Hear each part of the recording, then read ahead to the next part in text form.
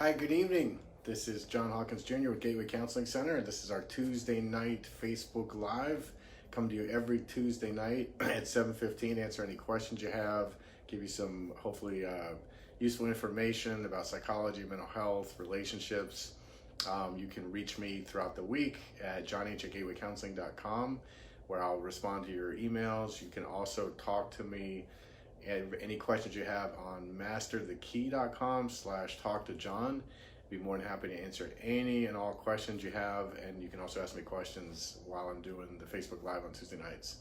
As always, we are a counseling center here in Boynton Beach, Florida, where we do individual, family, and couples therapy for all mental health issues, relational issues, emotional things, even spiritual guidance, direction. We have kind of a full range of everything from kids to adults to seniors, like I said, families, individuals.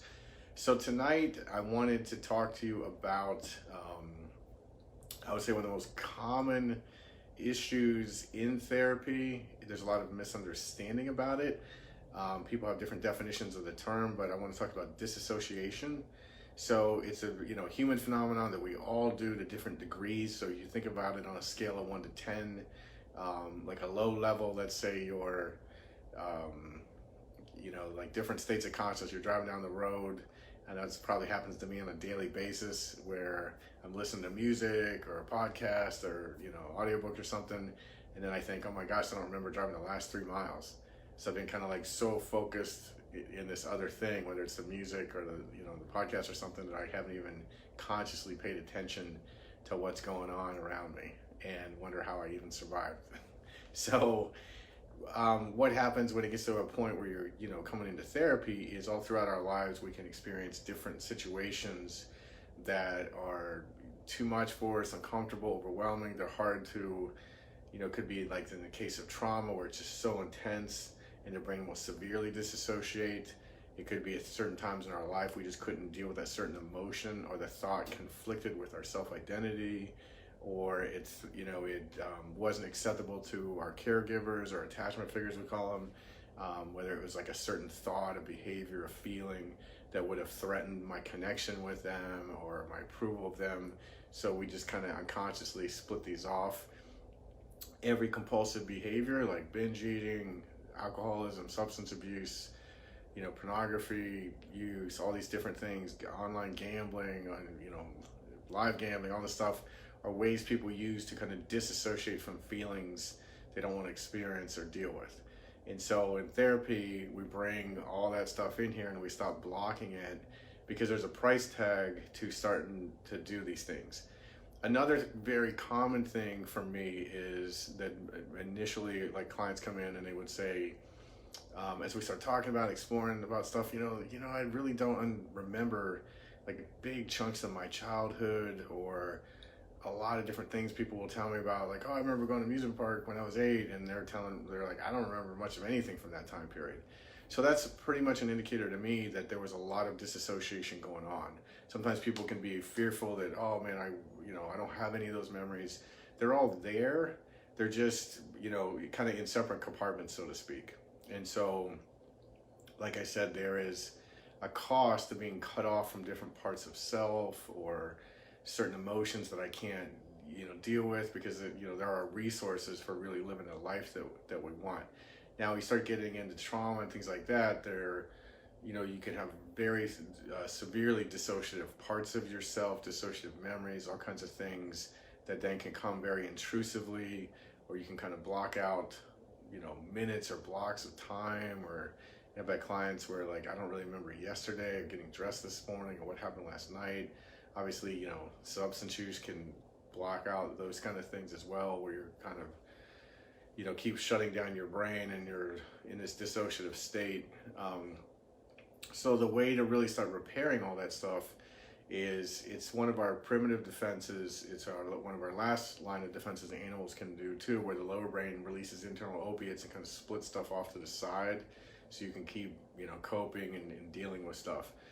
With animals, they are able to come out of that state, like from a predator, and they finally get away, and they release and discharge all that energy out of their body. When you see walk around in nature videos and they shake for a while, we're humans, we think, and so our body doesn't go through this natural course of releasing this.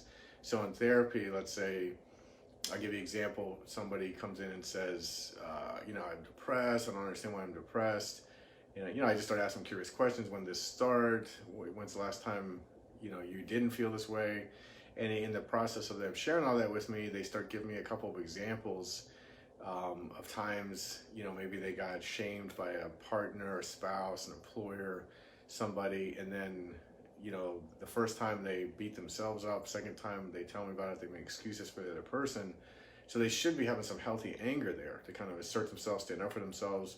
So for me, I point that out to them, and one of the ways they're dissociating from the emotion is, first one was through self-attack, the second was rationalizing. So if that anger doesn't get released or it turns on myself in self-attack, I'm going to get low self-worth and depression.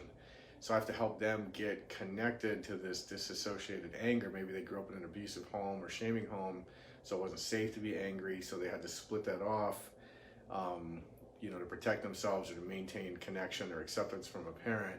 But now, if they start trying to get angry, they get a lot of anxiety. So they connect to this disassociated anger. I help slow things down, help regulate that anxiety for them, where they can start to feel that anger in their body and get more connected to it, and then release that into some effective action, like standing up for themselves, being assertive, saying no, different things like this that healthy anger is designed for us to do. So the opposite of disassociation is integration. So the main thing we want to do in therapy is we want to take all these different dissociated emotions, dissociated memories, parts of self in some situations, or big events like in PTSD, and we want to integrate that and bring all that together so the person can become whole now, have a whole sense of self, learn how to use all their emotions to live an amazing life, instead of just constantly trying to split stuff off, defend and block against everything. So that's the hard work of therapy, is getting connected to all this stuff. But that's how we heal. So if you go, again, I've said this many times, if you go to a different therapist, or if you go to, physician, some psychiatrist, and you just present your symptoms, like let's say the person, I use an example with the blocked anger, they just go and they say, I've got depression, I don't know why, how long have you had it? I don't know, about 3 to 6 months. Okay, here, take Prozac, take Zoloft, and that'll help with your depression. And so meanwhile, nobody ever got to the core in that client's situation, which was their blocked anger. Or maybe for someone else, it was blocked grief. Maybe grief was overwhelming. They never got to release it. So now they get triggered, they shut down, it creates these depressive symptoms. And then people are just getting their symptoms diagnosed. And, we're all complicit in this as clients and things like that, because we just want the bad feeling to go away, which I get it, human nature. But then you get a quick fix that doesn't last. Or you have to stay on medications, which many come with side effects, or long-term use isn't the most effective thing. And it's not just some chemical imbalance. Emotions are chemical, but it's getting to this core thing where the root takes a little longer to get to, but it lasts. And then you don't have to take all these medications. You don't have to keep, coming back, talking about stuff endlessly, all these kind of, so there is a root cause to every symptom you have, every issue you have: depression, anxiety, anger outburst, shut down in your relationship. Everything can be identified, repaired, worked through, but you have to be motivated to do the work. You have to want to do it and have a different kind of life that's so much better than just managing and suppressing your symptoms, or using ways to dissociate from everything all the time. I don't want to talk about that. I don't want to think about that because it feels overwhelming to you. But again, there's a cost to just continually disassociating from stuff. Like in that case, depression, and other people, chronic anxiety, and others, addictions, obesity, sex addiction, all these things are ruining your relationships, ruining your health, getting STDs. So if you really want to have an amazing life, and you want to heal, and you want to, tap into all that you can be, really have the courage, seek out the right help and support to get to the bottom of these issues and stop dissociating from everything. Some of it people do intentionally, consciously, through these compulsive behaviors. Sometimes it's just a neurological process where stuff splits off and the person doesn't even realize it, or that they're in a dissociative state and they don't even realize it. But again, all this stuff, don't just suppress your symptoms get real healing, you know, real relief, where then you don't have to keep living like this or keep just blocking things. So that's my feedback for you tonight. My piece of information tonight is about dissociation. If you found that useful, please share it with anyone you feel could benefit. Our mission here is to help as many people as we can. That's why we do things like the Facebook Live. That's why we have, you know, therapists here. We see clients, and we're always looking for different ways. I have a podcast you can follow called The Key. That's on, you know, Spotify, Google Podcasts, iTunes. MasterTheKey.com is the website where I have all the podcasts linked. You can follow us here on Facebook, Gateway Counseling Center, Gateway Center on Instagram, and Gateway Counseling Center on YouTube, where you can watch replays of this on Facebook or on YouTube. So, like I said, please help as many people as possible.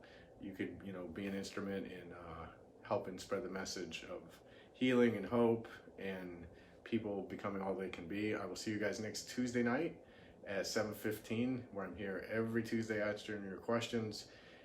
You can email me once again at johnh@gatewaycounseling.com during the week, and I'll be more than happy to respond to any questions you have. Have a great week, and I will see you guys next Tuesday night.